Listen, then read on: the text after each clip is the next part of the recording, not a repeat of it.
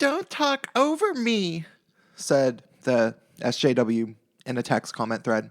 Hey, it's Prince of Queens, and I want to give a brief shout out to Undoomed for making quick work of one of these morons, fucking morons, that was talking about people supposedly talking over or speaking over people of color on Facebook.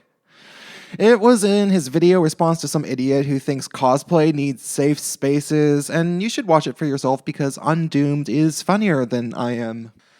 I figured I needed to make an entire video about people who complain about people speaking over marginalized voices in text. Because this has been a pet peeve of mine from SJWs for years, because like many things these people complain about, I have literally never witnessed this happen in real life where it is actually possible to speak over somebody.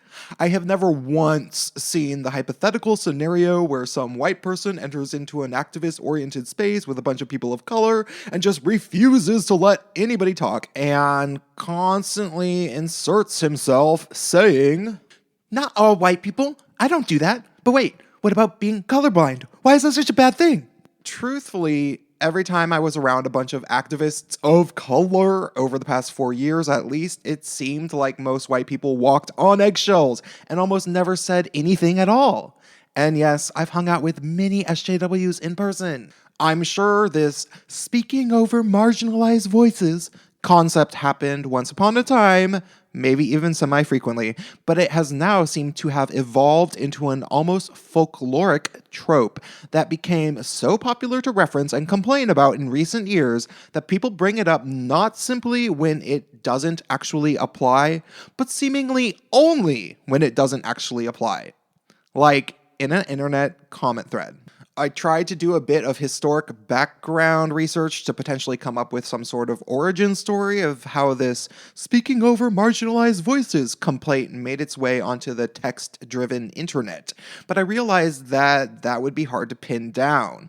I thought perhaps it might have come from Mia Mackenzie's psycho-ass, radical feminist, totally paranoid and racist blog, Black Girl Dangerous, because that was where I first remembered hearing about it. If anybody doesn't know, Mia Mackenzie is basically a lunatic who was one of the first cocky leftists in the Bay Area to begin gleefully attacking her own allies, and I was fairly certain that in one of her numerous articles where she goes on and on about how frustrated she is with her allies, basically not being the demoralized cronies that never questioned her superior knowledge of all things as a queer black woman like she wants them to be, she must have mentioned at some point the whole talking over people thing in one of these articles. However, when I tried to read her old blog articles, I only found 2 paragraphs from each of them, and when I clicked the read more button, I was directed to ordering her book on Amazon. Mia, I remember when you thought you were going to take over the world with your blog. Oh, how the mighty have fallen. Anyhow, it is impossible to speak over somebody in a comment thread, and in person, it's almost unanimously SJWs who speak over people, but they lack the self-awareness to understand that this is a problem. More so, what I think they really mean when they accuse people of speaking over people is that you shouldn't be allowed to disagree with them. Take the Yale protest last year where the professor was spoken over by a crazy SJW student. "It's not about creating intellectual space, it's about creating a home here," or whatever. He was actually clearly being yelled over, and all I remember him saying was, "I don't agree with that."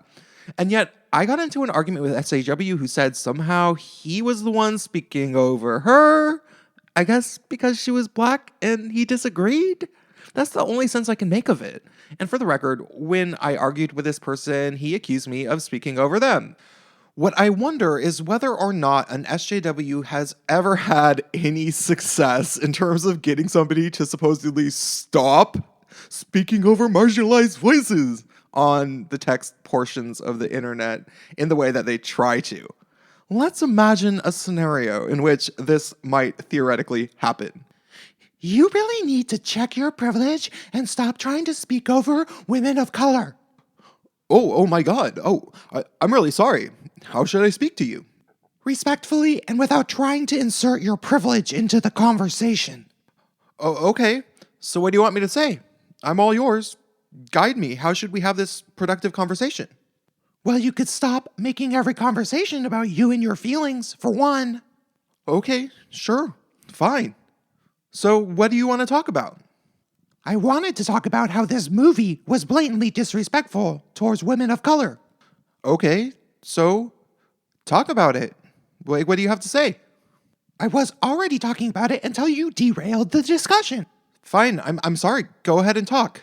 Don't get condescending with me. I don't have to do what you say. You see, as with many things that come from SJWs, I am fairly certain that this entire notion is almost entirely projection. They will accuse people of silencing them by having a dialogue when that was never one's intent or even possible because this is the internet. But they will make a very specific effort to tell you that you aren't allowed to post anymore if you disagree with them. They complain about you making everything about your own feelings, when the entire premise of the conversation was about their feelings, and if you try to give them the floor to go on about their feelings, it usually turns out that they have nothing more to say besides that they were offended. And what they really are doing 9 times out of 10 is looking for somebody to argue with. Once you stop arguing with them, they'll continue to argue because that is the entire point for them. But you don't have to take my word for it. Why don't you go try it for yourself? Try giving them what they want and see if it makes them happy. Drop me a like and stay tuned.